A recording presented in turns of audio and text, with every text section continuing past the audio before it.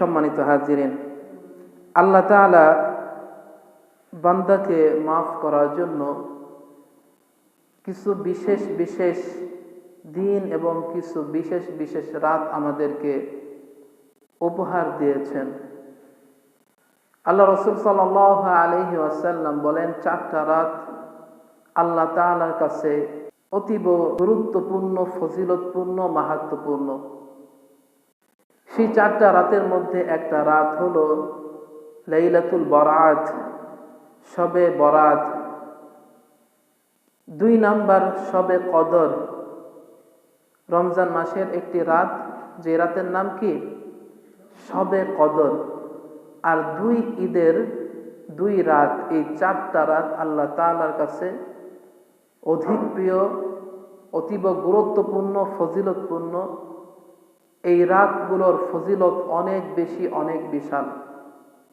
তো ইনশাআল্লাহ, আলহামদুলিল্লাহ, আমরা শাবান মাস এখন চলতেছে, শাবান মাস অতিক্রম করে যাচ্ছে।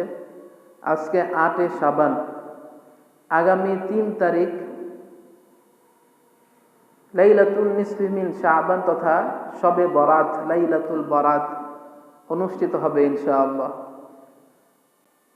শাবান মাস এবং এই লাইলাতুল বরাত মাসের এবং এই রাতের ফজিলত সম্পর্কে আপনাদেরকে কিঞ্চিত ধারণা দেওয়ার চেষ্টা করবে ইনশাআল্লাহ। আল্লাহ তাআলা আমাদের সবাইকে এই মাস এবং এই রাতের পরিপূর্ণ ফজিলত হাসিল করার তৌফিক দান করুক, সকলে বলে আমিন। আল্লাহ রাসূল সাল্লাল্লাহু আলাইহি ওয়াসাল্লাম এই মাসে সবচাইতে বেশি রোজা রাখতেন। কি রাখতেন? সবচাইতে বেশি রোজা রাখতেন। আম্মাদান আয়েশা রাদিয়াল্লাহু তাআলা আনহা বলেন, মা রাআইতু রাসূলুল্লাহি সাল্লাল্লাহু আলাইহি ওয়াসাল্লাম ইস্তাকমালা সিয়ামা শাহরিন। আমি নবী করিম সাল্লাল্লাহু আলাইহি ওয়াসাল্লামকে কোন মাসে 1 মাস অবধারিত রোজা রাখতে দেখি নাই, ইল্লা সিয়ামা রমাযান, তবে হ্যাঁ, রমজান মাসে দেখেছি, রমজান মাসের 30টা রোজায় রেখেছে। ওমা রাআইতুহু আকসারা সিয়ামান মিনহু ফি শাবান, আর বাকি যে 11 মাস আছে, এই 11 মাসের মধ্যে অন্য কোন মাসে এত বেশি রোজা রাখতে দেখি নাই শাবান মাসে যত বেশি রোজা রেখেছে। সুবহানাল্লাহ। আল্লাহ রাসূল সাল্লাল্লাহু আলাইহি ওয়াসাল্লাম শাবান মাসে কেন এত বেশি রোজা রাখতেন?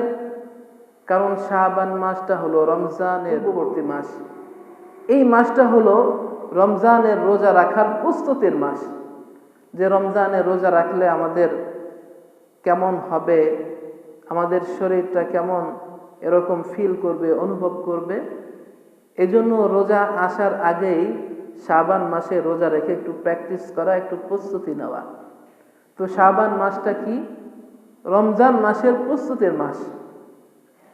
এজন্য আল্লাহ রাসূল সাল্লাল্লাহু আলাইহি ওয়াসাল্লাম এই মাসে বেশি বেশি রোজা রাখতেন এবং সাহাবায়ে কেরাম রাদিয়াল্লাহু আনহুম আজমাইনকে এই মাসে বেশি বেশি রোজা রাখার জন্য আদেশ করতেন।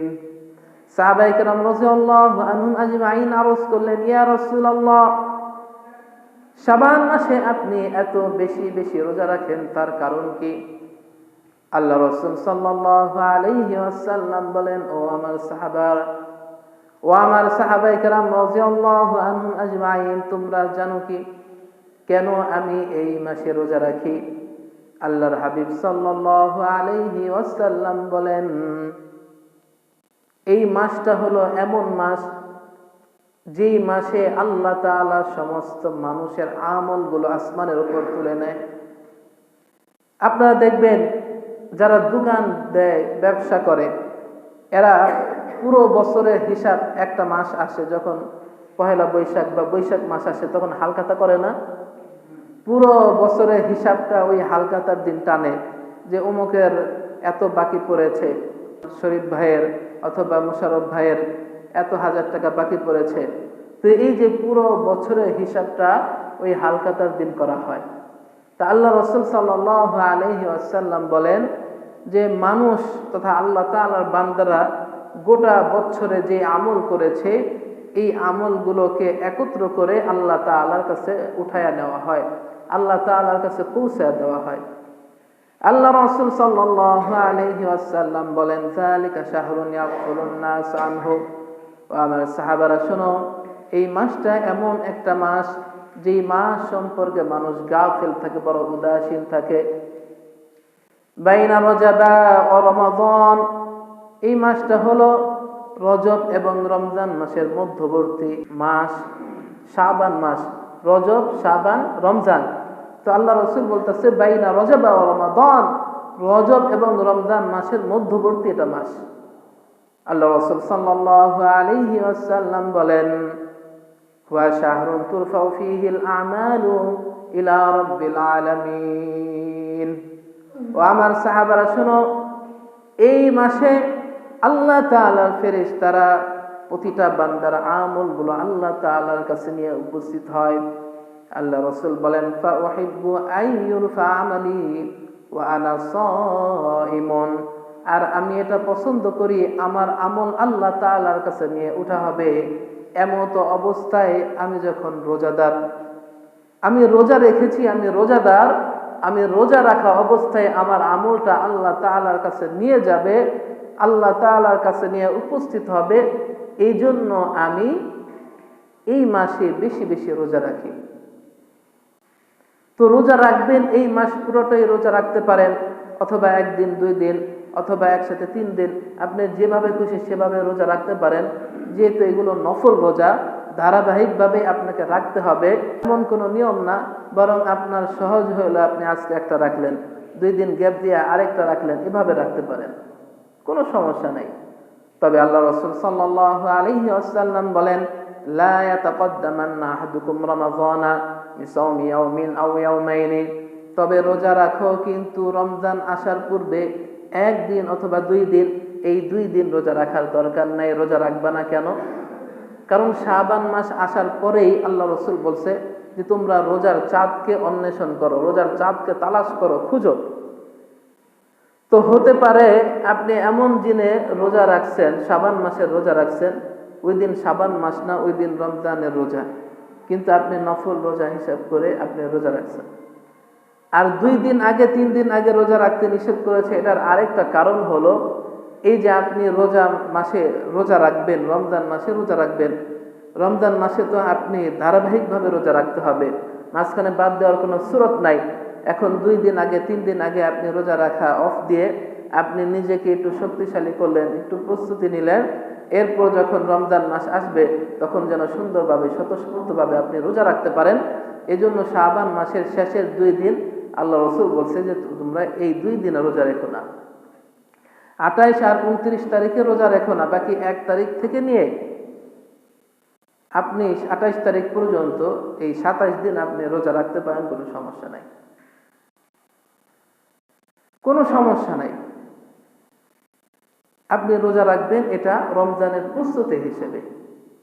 আল্লাহ রাসূল সাল্লাল্লাহু আলাইহি ওয়াসাল্লাম এই শাবান মাসে বেশি বেশি রোজা রাখতেন। এর আরেকটা কারণ হলো আল্লাহ রাসূল সাল্লাল্লাহু আলাইহি ওয়াসাল্লাম বলেন, ও আমার সাহাবায়ে কেরাম রাদিয়াল্লাহু আনহুম আজমাইন, শুনে রাখো, ইন্নাল্লাহা ইয়াকতুবু ফীহি কুল্লা নাফসিন মাইতাতিন তিলকা সানাহ। এই বছরে কি পরিমাণ মানুষ, কতজন মানুষ কিভাবে মারা যাবে আল্লাহ তাআলা এই মাসের মধ্যে লিপিবদ্ধ করে দেয়।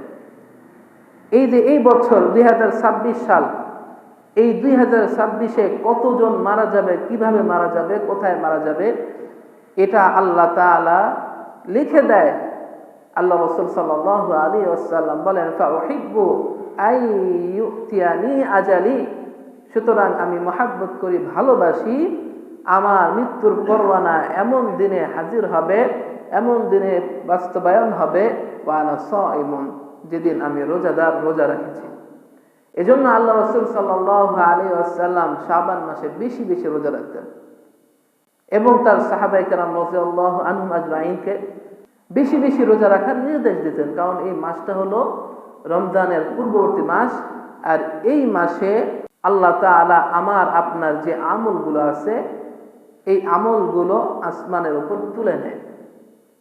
আর যখন আপনি রমজান মানে রোজা রাখা অবস্থায় আপনার আমলটা নিয়ে যাবে, তখন আপনি আল্লাহ তাআলার প্রিয় বান্দা হিসেবে আল্লাহ তাআলার হুকুমরত অবস্থায় আপনার আমলটা উঠালো, তো আল্লাহ তাআলাও আপনাকে বড় মুহাব্বত, বড় ভালোবাসায় জড়ায়া নিল। এজন্য আল্লাহ রাসূল সাল্লাল্লাহু আলাইহি ওয়াসাল্লাম বলতেন যে এই মাসে বেশি বেশি কি করবা? রোজা রাখবা, বেশি বেশি ইবাদত করবা, বেশি বেশি দান সদকা করবা। তো আসেন, এই মাসটা তো অনেক গুরুত্বপূর্ণ। এই মাসের ভিতর আল্লাহ তাআলা একটা রাত্রির দান করেছে, যে রাতের নাম হলো হাদিসের ভাষায় লাইলাতুন নিসফি মিন শাবান, যেটাকে আমরা শবে বরাত বলি। কি বলি? শবে বরাত বলি। এই রাতেরও অনেক ফজিলত, এই রাতেরও কি অনেক ফজিলত। আল্লাহ তাআলা পবিত্র কালামে পাকের ভিতর বলেন, কুল ইয়া ইবাদিয়াল্লাযীনা আসরাফু আলা আনফুসিহিম লা তাকনাতু মির রাহমাতিল্লাহ ইন্নাল্লাহা ইয়াগফিরুয যুনুবা জামিআ ইন্নাল্লাহা গফুরুর রহিম। আল্লাহ তাআলা জানিয়ে দেয়, হে নবী আপনি জানিয়ে দিন আপনার উম্মতদেরকে, ইয়া ইবাদিয়াল্লাযীনা আসরাফু আলা আনফুসিহিম, যারা গুনাহ করে নিজের উপর জুলুম করে ফেলেছো, এখন আফসোস করো আমি নিজেকে ধ্বংস করে ফেললাম, আমি গুনাহের মধ্যে নিজেকে লিপ্ত করে নিজের উপর জুলুম করলাম। আল্লাহ তাআলা বলেন, তুমি যতই বড় পাপী হও না কেন, ও আমার বান্দা তুমি যত বড় অন্যায় করো না কেন, যত বড় গুনাহগার হও না কেন, আমি আল্লাহর কাছে শুধু একবার খালেস দিলে তওবা করবা, আমি আল্লাহ তাআলা তোমার তওবাকে কবুল করে নিব। জোরে বলেন সুবহানাল্লাহ। আল্লাহ তাআলা বলেন, লা তাকনাতু মির রাহমাতিল্লাহ, ও আমার বান্দা তোমার রব, তোমার মালিক, তোমার খোদা, তোমার আল্লাহর রহমত থেকে তুমি নিরাশ হও না। লা তাকনাতু মির রাহমাতিল্লাহ। আমার আপনার জীবনের 7 বছরের জিন্দেগির যত গুনাহ করেছি, এই 7 বছরে আমি আপনি যত ভুল করেছি, অন্যায় করেছি, পাপ রাশি করেছি, আমাদের অন্যায়ের গণ্ডি এটা হতে পারে আসমানের সমতুল্য, হতে পারে আটলান্টিক মহাসাগরে যত পানি আছে তার চাইতে আমাদের গুনাহটা বেশি। জমিনের ভিতরে যত পানি রয়েছে, যত জল স্থান রয়েছে, যত স্থলভাগ রয়েছে, এই সব যদি আমাদের গুনাহ লেখা হয়, সমস্ত জায়গা পরিপূর্ণ হয়ে যাবে, কোনো জায়গা বাকি থাকবে না। এত যদি আমি গুনাহ করে থাকি, আল্লাহ তাআলা বলেন, লা তাকনাতু মির রাহমাতিল্লাহ, তুমি আমার রহমত থেকে নিরাশ হও না। ও বান্দা, তোমার গুনাহ যদি পাহাড় পরিমাণ হয়, সাগর পরিমাণ হয়, আসমান পরিমাণ হয়, জেনে রেখো আমি আল্লাহর রহমত তার চাইতেও বড়। সুবহানাল্লাহ। আল্লাহ তাআলা বলেন, ও আমার বান্দা শুনে রাখো, আমি ভালোবাসাকে, রহমতকে, মহাব্বতকে 100 টুকরা কইরা, 100 ভাগ কইরা, আমি 100 ভাগের 1 ভাগ আমি জমিনের উপর ছিটাইয়া দিয়েছি। জমিনের উপর আল্লাহ তাআলা 1 ভাগ ভালোবাসা, 1 ভাগ মহাব্বত, 1 ভাগ রহমত ছিটাইয়া দিছে। আর 99 ভাগ মহাব্বত, 99 ভাগ ভালোবাসা, 99 ভাগ রহমত আল্লাহ তাআলার কাছে রেখে দিয়েছেন। এই 1 ভাগ মহাব্বতের কারণে, ভালোবাসার কারণে স্বামী স্ত্রীকে ভালোবাসে, স্ত্রী স্বামীকে ভালোবাসে, পিতা সন্তানকে ভালোবাসে, সন্তান পিতাকে ভালোবাসে, আবার মা সন্তানকে ভালোবাসে, সন্তান মাকে ভালোবাসে। এরকম এই 1 ভাগ ভালোবাসা আল্লাহ তাআলা যত পাখিকুল আছে, যত প্রাণীকুল আছে, সব জায়গায় এমন ভাবে ছড়াইয়া ছিটাইয়া দিছে যে গরু তার বাছুরকে ভালোবাসে, বাছুর তার মাকে ভালোবাসে, মুরগি তার ছানাকে ভালোবাসে, ছানা তার মুরগিকে মানে মাকে ভালোবাসে, ঠিক না? দেখবেন মুরগি যখন এরকম ভাবে আকাশ দিয়ে চিল উড়ে যেতে দেখে, তখন তার ডানাটা এমন ভাবে প্রসারিত করে দেয় যেন ওই মার উপরে চিলের আঘাত আসুক, কিন্তু বাচ্চার উপর যেন কোনো আঘাত না আসে। এজন্য সে নিজেকে এরকম ভাবে ঢাল হিসেবে সন্তানের উপরে বিছায়া দেয়, ঠিক না বেঠিক? এই যে মহাব্বত, এই ভালোবাসা, এটা হলো 1 ভাগ। এটা কি 1 ভাগ। আর 99 ভাগ ভালোবাসা, 99 ভাগ মহাব্বত, 99টা রহমত আল্লাহ তাআলার কাছে জমা রেখেছে। এই 99% ভালোবাসা দিয়ে আল্লাহ তাআলা আমাদেরকে ভালোবাসে। জোরে বলি না সুবহানাল্লাহ।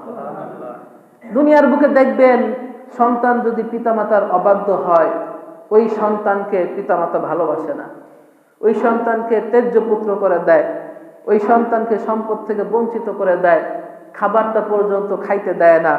সন্তানটা যদি একটু বাবা মার অবাধ্য হয়, খাইতে বৈশা পর্যন্ত ওই সন্তানের উপর প্রহার করে, আঘাত করে, করে না?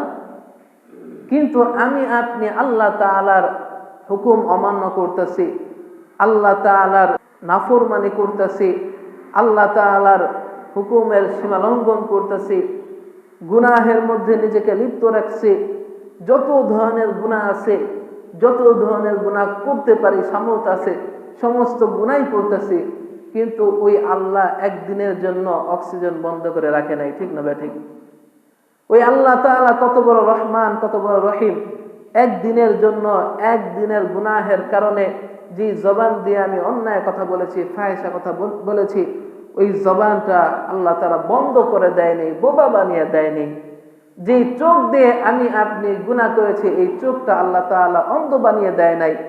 যে হাত দিয়ে আমি আপনি গুনাহ করেছি, অন্যায়ভাবে অন্যকে কষ্ট দিয়েছি, জুলুম করেছি, অন্যের মাল আত্মসাৎ করেছি, আল্লাহ তাআলা চাইলেই পারতেন আমার হাতটাকে প্যারালাইজ করে দিতে, অবশ করে দিতে, কিন্তু আল্লাহ তাআলা করেন নাই।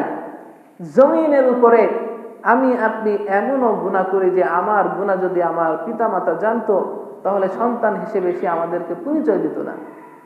আবার পিতামাতাও এমন আছে, ওই পিতামাতার ভুল, পিতামাতার অন্যায়গুলো, গুনাহের কথা যদি সন্তান জানে, তো ওই সন্তানও পিতামাতাকে পিতামাতা বলে পরিচয় দিবে না, ঠিক না ঠিক? আছে না এরকম? কিন্তু আল্লাহ তাআলা আমাদের সব কিছু দেখতেছে, সব কিছু জানে। তারপর আল্লাহ তাআলা কোনো আযাব না দিয়ে, গজব না দিয়ে আল্লাহ তাআলা বারবার সুযোগ দিচ্ছেন যে আমার বান্দা আমার কাছে ফিরে আসুক, আমার বান্দা আমার কাছে ফিরে আসুক, আমার বান্দা আমার কাছে ফিরে আসুক। আমার কাছে আসলেই আমি আল্লাহ তাআলা আমার বান্দাকে আমার কুদরতে কোলে তাকে জড়াইয়া নেব, তার জীবনের সমস্ত গুনাহ খাতাগুলো আল্লাহ তাআলা মাফ করে দিবেন। তো আল্লাহ তাআলা এই জন্য বিশেষ বিশেষ কিছু দিন, বিশেষ বিশেষ কিছু রাত আল্লাহ তাআলা আমাদেরকে দান করেছে। তার মধ্যে একটা রাত হলো লাইলাতুল বরাত বা শবে বরাত। সুবহানাল্লাহ বলে। তো আল্লাহ তাআলা বলতেছে, হে নবী, আপনি আপনার উম্মতদেরকে বলে দেন, ইয়া ইবাদিয়াল্লাযীনা আসরাফু আলা আনফুসিহিম লা তাকনাতু মির রাহমাতিল্লাহ। ও আমার উম্মতেরা, তোমরা যদি গুনাহের কারণে গুনাহের সাগরের মধ্যে হাবুডুবু খাও, তারপরও তোমরা আল্লাহর রহমত থেকে নিরাশ হও না। যখনই তোমার ভিতর অনুতপ্ত চলে আসে, অনুশোচনা চলে আসে, যখনই তুমি বুঝতে পেরেছো হায় রে, জীবনে অনেক গুনাহ করে ফেলেছি, অনেক বড় ভুল করেছি, আল্লাহর হুকুম অমান্য করেছি, জানি না আল্লাহ তাআলা মাফ করবে কিনা, কিন্তু যদি তুমি আল্লাহর রহমতের দিকে তাকাইয়া আল্লাহর রহমতের উসিলা দিয়া আল্লাহ তাআলার কাছে মাফ চাইতে পারো, আল্লাহ তাআলা বলেন আমার বান্দা আমার কাছে চাইতে দেরি, আমার মাফ করতে দেরি হয় না। সুবহানাল্লাহ। লা তাকনাতু মির রাহমাতিল্লাহ। আল্লাহ তাআলার রহমত থেকে নিরাশ হয়ো না। আল্লাহ তাআলার রহমত থেকে যে নিরাশ হবে সে ধ্বংস হয়ে যাবে, আল্লাহ তাআলার রহমত থেকে নিরাশ হওয়া যাবে না। আল্লাহ তাআলা বলেন, ইন্নাল্লাহা ইয়াগফিরুয যুনুবা জামিআ।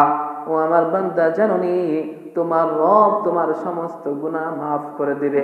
ইয়াগফিরুয যুনুবা জামিআ, শুধু মাফ করবে না, শুনো, আল্লাহ তাআলা তোমার ওই খারাপ আমলগুলো, বদ আমলকে নেক আমল দিয়ে পরিবর্তন করে দিবে। সুবহানাল্লাহ।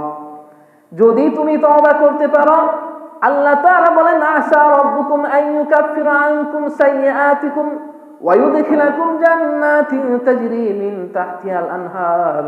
ও আমার বান্দা, শুধু আমার কাছে একবার তওবা করতে দেরি হবে, আমার কাছে খালেসভাবে তওবাতুন নাসুহা করবে, আমার কাছে তুমি একবার ফিরে আসো, খালি আমি আল্লাহ তাআলা মাফ করতে দেরি হবে না। আসা রাব্বুকুম, তোমার রব তোমার গুনাহগুলোকে ইউকাফিরা আনকুম সাইয়্যাতিকুম, আল্লাহ তাআলা গুনাহগুলোকে নেক দ্বারা পরিবর্তন করে আমার আপনার আমলনামা পরিপূর্ণ করে দিবেন। সকলে বলে সুবহানাল্লাহ। আল্লাহ তাআলা বলেন, ইন্নাল্লাহা গফুরুর রহিম। আল্লাহ তাআলা বড় ক্ষমাশীল, আল্লাহ তাআলা বড় রহম করনেওয়ালা। সুবহানাল্লাহ। আল্লাহ তাআলা এত বড় ক্ষমাশীল, এত বড় রহম করনেওয়ালা। শুধু আল্লাহ তাআলার কাছে মাপ চাইবেন আর আল্লাহ তাআলা সাথে সাথে মাফ করে দিবে। এরকম রবকে পেয়েও যারা রবের নাফরমানি করে, এর চাইতে বড় কপাল করা আর কেউ হতে পারে না।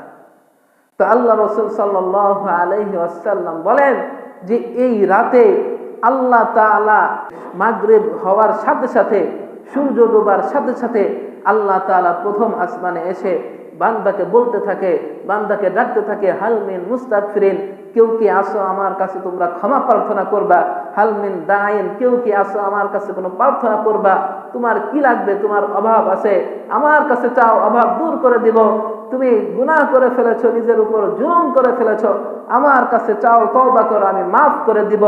আল্লাহ তাআলা শবে বরাতের দিন, শবে বরাতের রাতে মাগরিব থেকে নিয়ে ফজর পর্যন্ত বান্দাকে ডাকতে থাকে, বান্দার দোয়া কবুল করতে থাকে।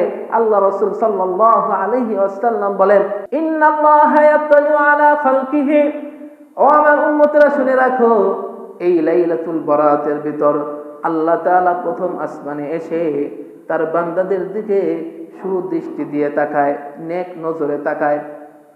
ইন্নাল্লাহা ইয়াত্তালিউ আলা খালকিহি, আল্লাহ তাআলা তার বান্দাদের দিকে সুনজরে তাকায়, সুদৃষ্টি দিয়ে তাকায়।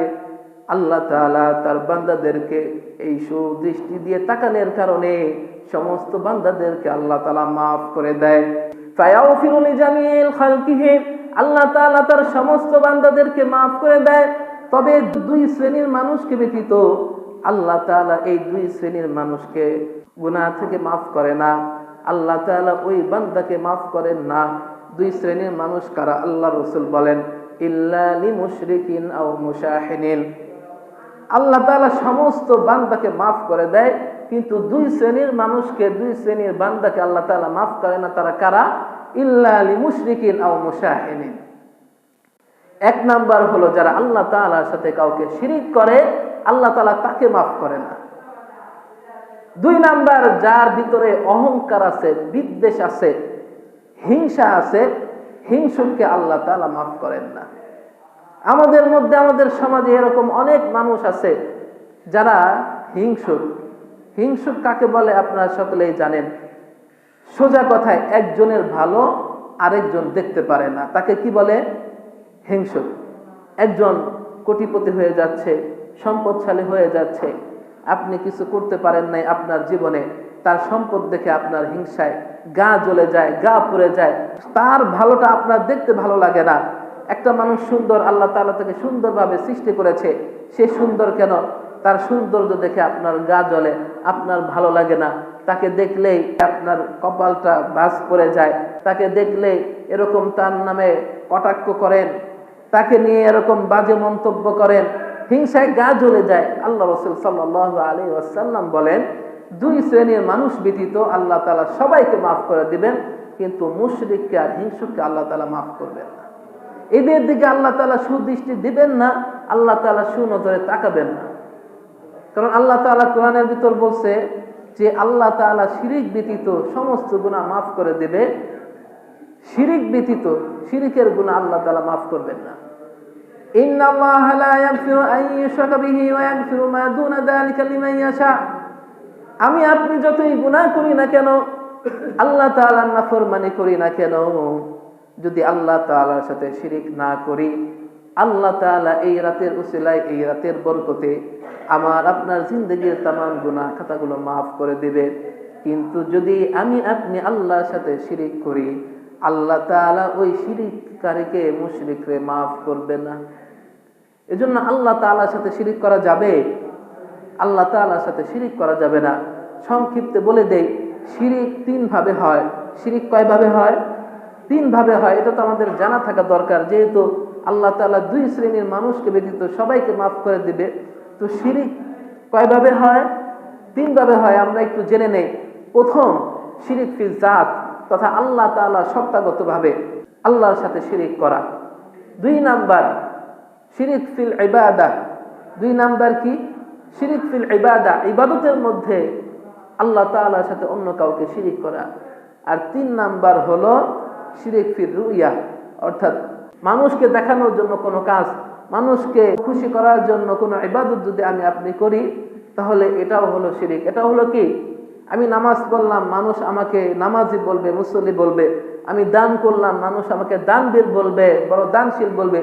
এই যে মানুষকে দেখানোর জন্য যে ইবাদত করি, এটা হলো শিরিক ফির রুইয়া, মানে লোক দেখানো ইবাদত। তো এক নাম্বার হলো সত্তাগত শিরিক, সেটা হলো আল্লাহর সাথে অন্য কাউকে শিরিক করা। যেমন খ্রিস্টানরা বলে যে 3 খোদায় তারা বিশ্বাস করে, তীর্থবাদ। তারা মরিয়ম আলাইহিস সালামকে আল্লাহ তাআলার স্ত্রী বলে, ঈসা আলাইহিস সালামকে তার পুত্র বলে, তাদেরকেও খোদা হিসেবে মানে। আবার মুশরিকরা তারা এরকম নানান খোদায় বিশ্বাস করে, অগ্নি পূজকরা এরকম অগ্নি পূজা করে। তো এই যে যারা আল্লাহ তাআলা সত্তাগতভাবে শিরিক করে, এরা হলো 1 নম্বরে। আর 2 নাম্বার হলো যারা আল্লাহর ইবাদত করে আবার মাজারও পূজা করে, আল্লাহর কাছেও চায় আবার বাবার কাছেও চায়। এটা হলো ইবাদতের সাথে শিরিক। এটা হলো কি? ইবাদতের মধ্যে শিরিক। আল্লাহ তাআলার হুকুমকে যেমন তারা বিশ্বাস করে, আবার বাবা যদি একটা হুকুম করে সেটাকে ওইভাবে ফরজ হিসেবে মানে, এটাও কি? শিরিক। তো সমস্ত শিরিক থেকে যদি আমি পবিত্র থাকতে পারি, তাহলে এই লাইলাতুল বরাতে আল্লাহ তাআলা আমাদেরকে মাফ করে দেবে। আর 2 নাম্বার, ভিতর থেকে আমাদের হিংসাকে, অহংকারকে দূর করে দিতে হবে। যদি আমার মধ্যে হিংসা থাকে, তাহলে আল্লাহ তাআলা আমাকে মাফ করবে না। হিংসা এটা বড় মারাত্মক জিনিস, বড় ভয়ঙ্কর জিনিস। অহংকার মানুষকে ধ্বংস করে দেয়, হিংসা মানুষকে ধ্বংস করে দেয়। হিংসুককে আল্লাহও পছন্দ করে না, আল্লাহর রাসূলও পছন্দ করে না, ফেরেশতারাও পছন্দ করে না। কোনো মুমিন ব্যক্তিও কোনো হিংসুককে পছন্দ করতে পারে না। এজন্য আমরা হিংসা করব না।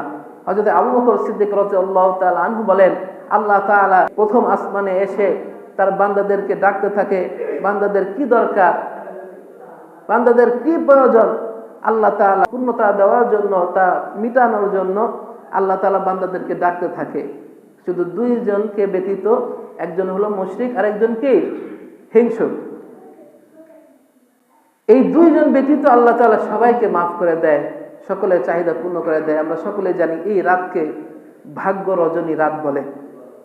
অর্থাৎ আমার আপনার এই পুরো বছরে আমি কি খাবো, আমার কতটুকু উপার্জন আমি করব, কতটুকু আমি কামাই করব, কতটুকু আমার রিজিকে কি আছে, এই রিজিকও বন্টন করে দেওয়া হয় এই লাইলাতুল বরাতের রাতে। আল্লাহ রাসূল সাল্লাল্লাহু আলাইহি ওয়াসাল্লাম আরেকটা হাদিস বলে ইনশাআল্লাহ শেষ করে দেব যে এই রাতটা কতটা গুরুত্বপূর্ণ, এই রাতটা কতটা ফজিলতপূর্ণ। আমরা প্রথমেই হাদিসে জেনেছি যে আল্লাহ তাআলা লিজামি খালকিহি, সমস্ত সৃষ্টির জীব তথা আল্লাহ তাআলা সমস্ত মাখলুককে মাফ করে দেয়। এই হাদিসের ভিতর আল্লাহ রাসূল সাল্লাল্লাহু আলাইহি ওয়াসাল্লাম হযরত আয়েশা সিদ্দিকা রাদিয়াল্লাহু তাআলা আনহার সাথে শোয়া ছিলেন। তো আয়েশা সিদ্দিকা রাদিয়াল্লাহু তাআলা আনহা যখন ঘুম থেকে উঠলেন, ঘুম থেকে ওঠার পরে তিনি দেখতে পেলেন আল্লাহ রাসূল তার সাথে নাই। তা আল্লাহ রাসূলকে খোঁজার জন্য তিনি এরকম ঘর থেকে বের হলেন। ঘর থেকে বের হওয়ার পরে তিনি দেখতে পেলেন মদিনায় জান্নাতুল বাকি, অর্থাৎ গোরস্থান, যে কবরস্থান আছে, সেই কবরস্থানের নাম কি? জান্নাতুল বাকি। তো জান্নাতুল বাকিতে আল্লাহ রাসূল সাল্লাল্লাহু আলাইহি ওয়াসাল্লাম অবস্থান করতেছে। তা আল্লাহ রাসূল সাল্লাল্লাহু আলাইহি ওয়াসাল্লামকে গোরস্থানে দেখে হযরত আয়েশা সিদ্দিকা রাদিয়াল্লাহু তাআলা আনহা বাড়িতে চলে এলেন। তো এটা আবার আল্লাহ রাসূল সাল্লাল্লাহু আলাইহি ওয়াসাল্লাম দেখে ফেলেছেন। তা আল্লাহ রাসূল সাল্লাল্লাহু আলাইহি ওয়াসাল্লাম আয়েশা রাদিয়াল্লাহু তাআলা আনহাকে জিজ্ঞাসা করলেন, হে আয়েশা, তুমি কি এটা মনে করো তোমার রব তথা আল্লাহ এবং আল্লাহ রাসূল তোমার উপর জুলুম করবেন? স্ত্রীর তো একটা হক আছে না? তো এই হক আদায় করার ক্ষেত্রে আল্লাহ রাসূল তোমার উপর জুলুম করবে, তুমি কি এটা মনে করো? তা আয়েশা সিদ্দিকা রাদিয়াল্লাহু তাআলা আনহা বললেন, ইয়া রাসূলুল্লাহ, আপনাকে যখন ঘুম থেকে উঠে দেখলাম না, তখন আমি মনে করলাম হয়তো আপনি অন্য স্ত্রীর ঘরে গেছেন, এজন্য আমি একটু বের হলাম। তা আয়েশা সিদ্দিকা রাদিয়াল্লাহু তাআলা আনহা এই কথা বলার পরে আল্লাহ রাসূল বলেন, ও আয়েশা, শোনো, আজকের রজনীটা হলো শাবান মাসের মধ্যম রজনী। এই রজনীতে আল্লাহ তাআলা আরবের বিখ্যাত বনু কালব গোত্রের মেষ তথা ছাগল পাল আছে না, ছাগল পালের যত লোম আছে, এই লোম রাশি পরিমাণ আল্লাহ তাআলা তার বান্দাকে মাফ করে দেন। সকলে বলি সুবহানাল্লাহ। তো মনে করেন একটা ছাগল পালে যদি 1000 ছাগল থাকে, আর ওই 1000 ছাগলে কত হাজার কোটি লোম থাকতে পারে, তার হিসাব আছে? তার মানে আল্লাহ রাসূল বুঝাইতে চাইলেন যে আল্লাহ তাআলা এই রাত্রিতে বিগয়ের হিসাব আল্লাহ তাআলার বান্দাকে আল্লাহ তাআলা মাফ করে দেয়। সুবহানাল্লাহ। সুতরাং এই রাত্রি আমাদের সামনে আসতেছে, এই রাত্রি আমাদের সামনে কি আসতেছে। আমরা সকলে এই শাবান মাসে বেশি বেশি রোজা রাখবো। শাবান মাসে কি করব? বেশি বেশি রোজা রাখবো, দান সদকা করব, নেক আমল করব। এখন থেকে চেষ্টা করব গুনাহগুলো ছেড়ে দেওয়ার জন্য, গুনাহগুলো তরক করে দেওয়ার জন্য। আর বেশি বেশি আল্লাহ তাআলার কাছে তওবা করব, আল্লাহ তাআলার কাছে গুনাহ মাফের জন্য বেশি বেশি কান্নাকাটি করে তওবা করব। আল্লাহ তাআলা আমার আপনার জিন্দেগির তামাম গুনাহ খাতাগুলো মাফ করে দিবে। তো যখন ফেরেশতারা আমার আপনার আমল নিয়ে আল্লাহর সামনে উপস্থাপন করবে, তখন আমার আপনার আমলগুলো একেবারে গুনাহ মুক্ত, ঝরঝরা, ফকফকা, সুন্দর, ফ্রেশ একটা আমল আল্লাহ তাআলার কাছে নিয়ে উপস্থিত হবে। আর যদি আমি আপনি তওবা না করি, গুনাহ থেকে মাফ না চাই, তো আমার আমল নিয়ে যখন আল্লাহ তাআলার সামনে উপস্থাপন করা হবে, তখন আল্লাহ তাআলা দেখবে যে শফিকের আমল নামায় এত এত হাজার কোটি গুনাহ, মফিজের আমল নামায় এত এত হাজার কোটি গুনাহ। এরকম নামগুলো যখন আল্লাহ তাআলার কাছে রাখা হবে, তো আল্লাহ তাআলা এরকম দেখবে যে আহা, পুরো বছরের ভিতরে এত নাফরমানি করেছে, কোনো গুনাহ ছাড়ে নাই, কোনো নেক আমল করে নাই, 5 ওয়াক্ত নামাজের জন্য আযান দেওয়া হয়েছে, কিন্তু আব্দুর রহিম মসজিদে আসে নাই, নামাজ পড়ে নাই। ওই টাইমে কি করছে? দোকানে, চায়ের দোকানে চা খাইছে আর টিভিতে নাটক সিনেমা দেখছে। এই আমলগুলো কি হবে? আল্লাহ তাআলার কাছে উপস্থিত হবে। তখন যদি আল্লাহ তাআলা দেখে, আরে আমার অমুক বান্দাটা নামাজ না পড়া, রোজা না রাখা, আমার হুকুমের অমান্য করেছে, আমার নাফরমানি করেছে, আমার আমল নামা, ওই যে বললাম না যে আমার আমলগুলো যদি, আমার গুনাহগুলো যদি আমার বাবার সামনে প্রকাশ পায়, তাহলে বাবা আমাকে সন্তান হিসেবে কি হয়? পরিচয় দিতে লজ্জাবোধ করবে, পরিচয় দিবে না, ত্যায্য করে দিবে। আর এই আমলগুলো যখন আল্লাহ তাআলার সামনে উপস্থিত করা হবে, আল্লাহ তাআলা যখন দেখবে আমার অমুক বান্দাটা নামাজ পড়ে নাই, আমার অমুক বান্দাটা আমার নাফরমানি করেছে, এরকম ভাবে হারামকে হারাম বলে নাই, হালালকে হালাল বলে নাই, যেভাবে খুশি সেভাবে চলেছে, তাহলে আমি আপনি ওই কিয়ামতের ময়দানে কিভাবে আল্লাহ তাআলার সামনে হাজির হব, দাঁড়াবো? তখন কি আমি বুক ফুলিয়ে আল্লাহ তাআলার কাছে একজন নেক বান্দা, নেক ভক্ত হয়ে দাঁড়াতে পারবো? বলেন, পারবো না। এজন্য এখন থেকেই, এই মাস থেকেই আমরা আজকে থেকেই নিয়ত করি যে বাকি যে কয়টা দিন আছে, 2টা পারি, 3টা পারি, 5টা পারি, রোজা রাখবো। আর এই লাইলাতুল বরাতের দিনে আমরা সকলে কি মসজিদে এসে ইবাদত করব এবং আল্লাহ তাআলার কাছে গুনাহ মাফের জন্য তওবা করব, ইস্তেগফার করব, কান্নাকাটি করে, যেন আল্লাহ তাআলা আমার আপনার জিন্দেগির তামাম গুনাহ খাতাগুলো মাফ করে দেয়।